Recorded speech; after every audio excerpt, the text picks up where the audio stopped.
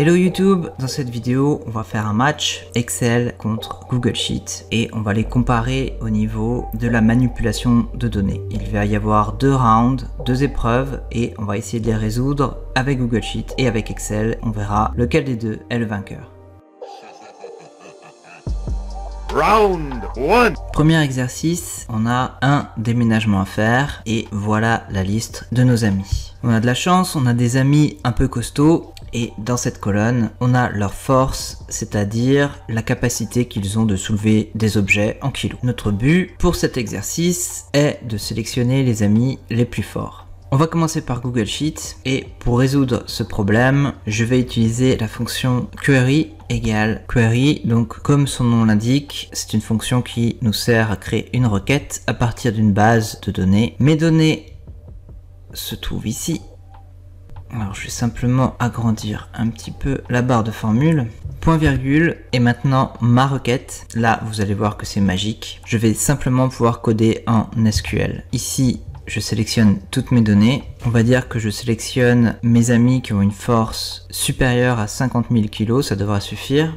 Ou la colonne D est supérieure à 50 000. Et je vais même trier les données par ordre décroissant de force. Order by, à nouveau la colonne D et desk pour décroissant. Je ferme la parenthèse et regardez bien. Voilà mon nouveau tableau avec mes amis pour mon déménagement. La formule est interactive. Si je donne un boost de force par exemple à Spider-Man, je vais le retrouver ici en haut de la liste. On passe à Excel. Pour résoudre ce problème avec Excel, j'ai décidé d'utiliser les Dynamic Array. Il y a peut-être d'autres solutions, on va voir avec ça. Donc au niveau des Dynamic Array, je vais utiliser la fonction filtre. Donc une fonction qui sert à filtrer un tableau en fonction d'un ou plusieurs critères. Je sélectionne mon tableau. Point virgule pour passer au deuxième argument de la fonction, inclure. Ici, ça va être mon critère, donc la colonne D supérieure à 50 000. Je sélectionne ma colonne, supérieure à 50 000, je ferme la parenthèse et entrée. Donc voilà mon tableau, par contre, il n'est pas trié. Pour le trier, il va falloir que j'utilise une autre fonction, la fonction trier. Donc je vais venir modifier ma formule, égale trier. Mon tableau, c'est ce que j'ai fait précédemment avec la fonction filtre. L'index de tri, c'est le numéro de la colonne sur laquelle on va effectuer un tri. Donc moi, c'est la colonne D, la colonne 1, 2, 3, 4. Ensuite, point virgule, l'ordre de tri, moins 1 pour avoir un ordre décroissant. Je ferme une parenthèse, entrée, et voilà mon tableau trié. Donc j'ai le même tableau que précédemment avec la fonction query dans Google Sheet. Et si je booste un peu Spider-Man, idem, mon tableau s'actualise. Pour ce premier round, je dois avouer que j'ai préféré la fonction query dans Google Sheet. Je pense qu'on peut faire plus de choses avec le langage SQL, c'est moins confus et il y a plus de chances de trouver quelqu'un qui s'y connaît en SQL plutôt qu'en Dynamic Array. Donc pour moi, Google Sheet vainqueur du premier round.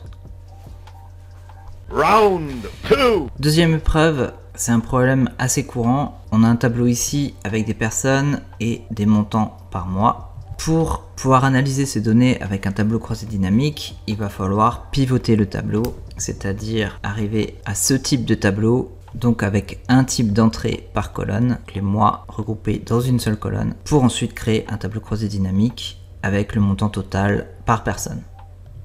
On commence avec Excel et là on va sortir l'artillerie lourde, Power Query. Je sélectionne une cellule de mon tableau, je vais en donner à partir d'un tableau ou d'une plage. J'ai mes données qui s'affichent dans l'éditeur Power Query. Je vais aller dans Transformer, dépivoter les colonnes, dépivoter les autres colonnes puisque j'ai la colonne non qui est sélectionnée et ce que je veux dépivoter, c'est les trois colonnes qui contiennent des mois. Dépivoter les autres colonnes. Boum. Et là j'y suis. Je vais simplement nommer cette colonne mois. Je vais aller dans Accueil, fermer et charger, fermer et charger. Voilà mon tableau dépivoté et c'est très facile à partir de là de créer un tableau croisé dynamique. Je mets mes noms dans les lignes, mes valeurs dans valeurs et voilà mon tableau. Si je change une donnée dans mon tableau, pas de souci, j'ai juste à aller dans données, actualiser, actualiser tout. On passe à Google Sheet. Alors pour Google Sheet, il va falloir utiliser une fonction qui s'appelle flatten. Et alors ce qui est bizarre, c'est qu'elle n'est pas documentée directement dans Google Sheet. Je dois vous avouer que j'ai eu un peu de mal. Égal flatten, je vous montre ce que ça fait. Je sélectionne mon tableau. En fait, ça a aplati mon tableau. Donc j'ai toutes mes données sur une colonne. Pour arriver au résultat escompté, je vais devoir utiliser deux autres formules. Array formula, c'est-à-dire une formule pour travailler sur un tableau entier, et la formule split. Alors ça va être un petit peu compliqué. Je vais ajouter à ma formule la fonction array formula et la fonction split pour pouvoir séparer mes données sur plusieurs colonnes. Dans la première colonne, je vais vouloir les données de A2 à A4. Ensuite, pour passer à la deuxième colonne, je vais utiliser le signe de concaténation, un trait, à nouveau le signe de concaténation et à chaque fois encore des apostrophes ici. Ensuite, la deuxième colonne de mon tableau, ça va être la colonne des mois. Donc je vais sélectionner ici de B1 à D1. À nouveau, je vais répéter ma manœuvre, donc ici avec mes signes concaténés, etc. Je vais sélectionner mes données, donc ça va être ma dernière colonne. Je passe au prochain argument et il faut que je lui dise que c'est la fin de mon tableau. Donc à nouveau, ce signe-là. Je ferme la parenthèse et on va prier pour que ça marche. Ok, j'ai juste à ajouter mes intitulés de colonnes. Et à partir de là, bien sûr, c'est facile de faire un tableau croisé dynamique. Je sélectionne mes données. Je vais dans Données, Tableau croisé dynamique.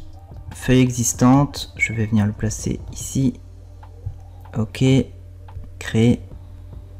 Au niveau de mes lignes, je veux les noms.